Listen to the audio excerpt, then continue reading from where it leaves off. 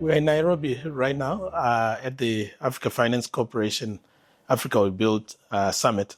I think this is the first one. It's the inaugural one. And it's been quite eye-opening in the sense that it touched on a lot of themes that are speaking to what us as Nyanza are trying to do. Some of the key things that we actually picked up was that, first of all, we need to look at infrastructure as part of an overall a driver to industrialization. So you can't look at infrastructure as a standalone asset. You have to think of it in terms of trying to stimulate industrialization. The second thing is that we have a lot of capital in Africa.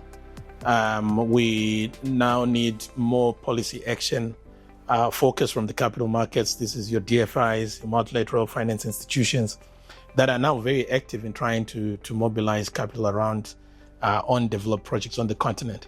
So it doesn't seem, or what's clear from the meetings is that we have enough capital around, but it needs to be directed towards industrialization.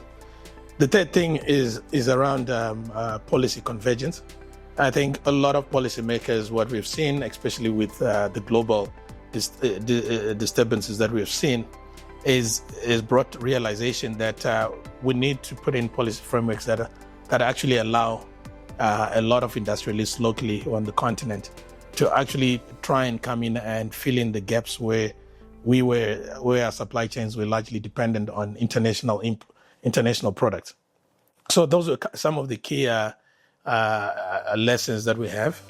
From a Nyanza perspective, we are into mineral beneficiation.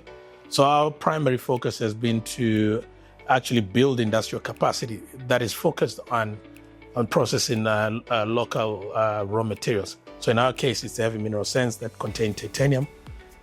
Predominantly at the moment, they're being exported to the likes of Europe, China, and the US with very little value addition. But in our case, once we've put our industrial capacity, you would see all of that being processed locally. So that's probably our biggest focus. And being here in Nairobi continues to immerse Nyanza in the capital markets conversations. We continue to interact with the policymakers that are driving and shaping where we should be focusing our investments on.